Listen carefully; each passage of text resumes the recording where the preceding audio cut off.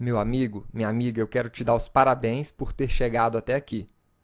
Você está quase concluindo o conteúdo de lógica de programação. Você já viu o que são computadores, como eles estão organizados. Já trabalhou com variáveis e tipos de dados. Construiu suas próprias expressões utilizando os operadores da linguagem Java. Conheceu os fluxos condicionais, os fluxos de repetição. E esse é o conteúdo de lógica de programação. Nessa aula, nós vamos conhecer as palavras-chave break, continue e os rótulos. Essas estruturas são auxiliares dos fluxos de repetição. As palavras-chave break e continue são usadas para encerrar loops. O break ele encerra um loop inteiro. E o continue ele vai encerrar apenas a interação atual. Então, a diferença é se você quer dar prosseguimento com a execução de uma nova interação ou se a gente vai saltar para a primeira instrução depois do loop. Então, como é que essas estruturas funcionam? Você já trabalhou com break quando estava trabalhando com switch, o seu fluxo condicional. Você sabe o que é isso daqui. Esse fluxo de repetição é um loop infinito. Ele sempre vai ser avaliado como true. Mas nós temos uma forma de quebrar a execução desse fluxo. Utilizando a palavra break, você pode paralisar a execução de um loop inteiro. Vamos ver isso aqui em funcionamento.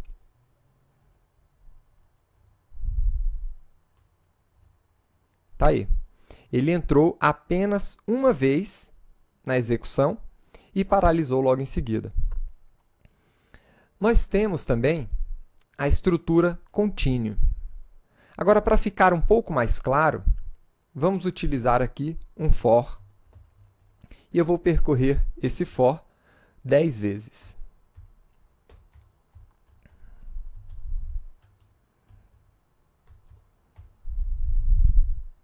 E a minha intenção é imprimir o valor de i aqui dentro.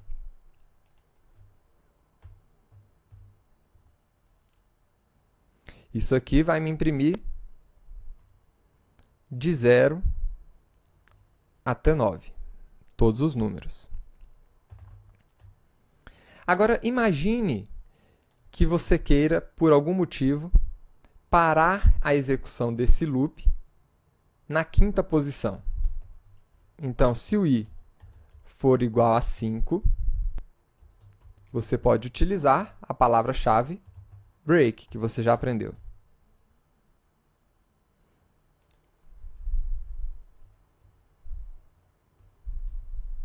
E aí ele vai imprimir os números até 4. Agora, imagine que você queira pular o código que seria executado aqui dentro desse loop quando ele chegar na posição 5. Então, chegou na posição 5, eu vou pular essa execução e vou passar para a próxima execução, de número 6. Vamos ver o que acontece. Está aí. Ele imprimiu os números de 0 até 4. No loop de número 5, ele pulou e continuou no 6 em diante. Então, é assim que funciona a nossa palavra continue. O break, ele para o loop inteiro, e o continue, ele para apenas a interação atual. Vamos ver agora como funcionam os rótulos. Os rótulos, eles servem para você indicar em qual loop você quer continuar ou parar. Como assim? Tanto as palavras break como continue, elas vão paralisar a execução apenas do loop mais interno onde ela se encontra. Então, se você tivesse aqui dois for, um dentro do outro,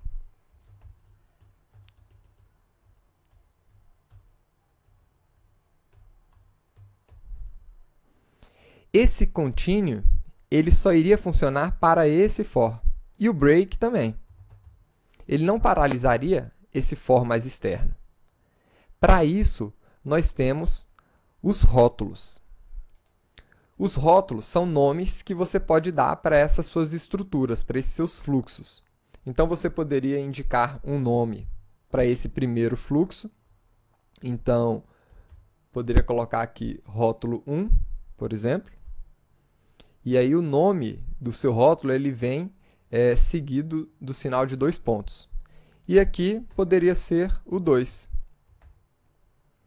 Então, através dessas palavras, a gente pode acionar a execução desses rótulos. Então, eu poderia paralisar ou o rótulo 2, que é exatamente o rótulo que seria o fluxo que seria paralisado de forma natural, se eu não estivesse indicando o nome do rótulo, porque ele é o fluxo mais interno, ou o rótulo 1, que seria o fluxo mais externo.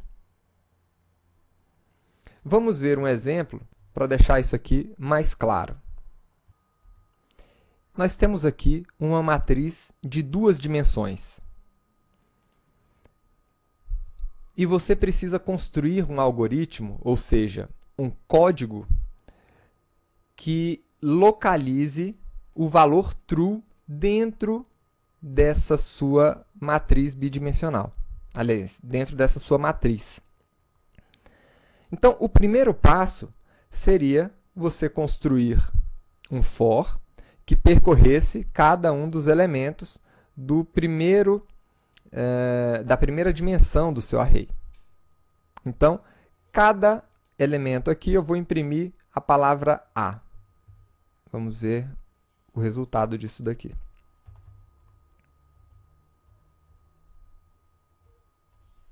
Então, tá aí. Como tem 2 elementos, foi impresso A e A. O próximo passo é, dentro de cada um desses arrays internos, localizar os elementos internos. Ou seja, eu vou percorrer cada um desses elementos internos aqui desses arrays.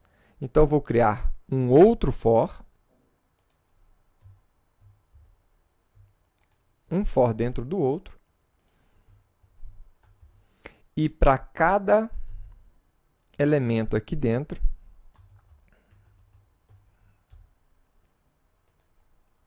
ou seja, dentro desse primeiro array, então, esse array é indicado pelo índice A, eu vou percorrer todos os outros elementos dentro dele.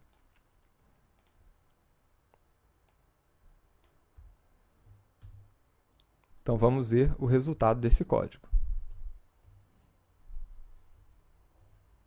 Então, tá aí. Ele entrou no primeiro array, e dentro desse array ele percorreu todos os elementos do array. Agora entrou no segundo array e percorreu todos os elementos daquele segundo array. Ou seja, nós montamos aqui um fluxo de repetição dentro de outro para percorrer todos os elementos dessa matriz. Agora eu quero localizar aquele elemento que tenha o valor igual a true. Então, como é que eu localizo um elemento aqui dentro? Vamos lá. Se dentro desse array, na primeira dimensão, o elemento que eu estou percorrendo naquele momento for true, então eu vou imprimir aqui true.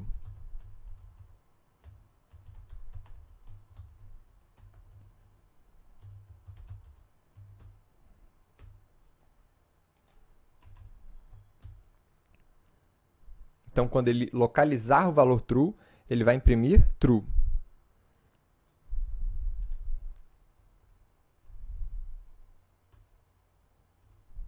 Então, tá aí. Localizou o true logo aqui no início. Agora, imagine que você estivesse, na verdade, tratando de uma matriz com milhões de registros. E imagine também que o valor que você está pesquisando é exatamente como está aqui, o segundo valor da sua matriz. Você gastaria um bom tempo, né, e bons recursos do seu processador para poder varrer toda a matriz, sendo que, na verdade, você precisaria varrer apenas os 2 primeiros registros. Então, como é que a gente poderia utilizar esse recurso de rótulo e as palavras break e continue para acelerar esse seu processo de pesquisa do valor true dentro dessa matriz? Então, vamos ver aqui. Dessa forma como nós estamos vendo,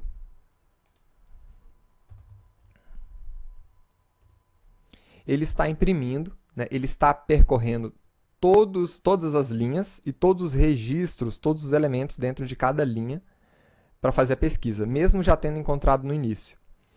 Então, um primeiro passo que a gente poderia fazer aqui, né, seria utilizar o método, a função, aliás, a palavra-chave break.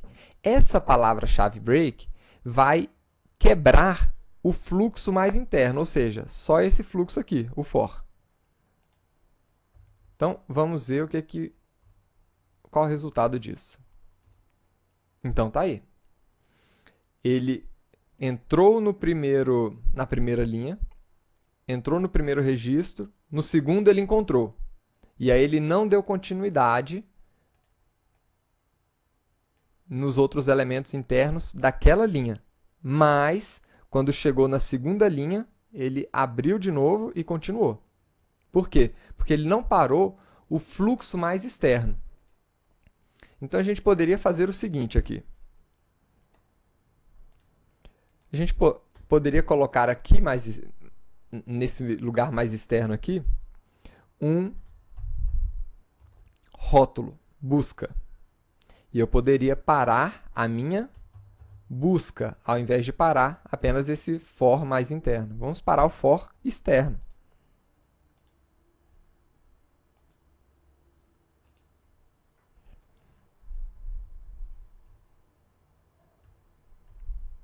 Então, tá aí. Paralisando o for mais externo, quando ele encontrou o valor true, ele já parou a pesquisa. Ou seja, ele não consumiu mais recurso varrendo todos os registros e continuando o processamento. E o continue também pode ser utilizado junto com os seus rótulos. Então, é assim que funcionam os rótulos, a palavra-chave break e continue para apoiar os fluxos de repetição. Nós estamos praticamente concluindo o conteúdo de lógica de programação e vejo você na próxima aula, futuro programador Java. Até lá! E parabéns!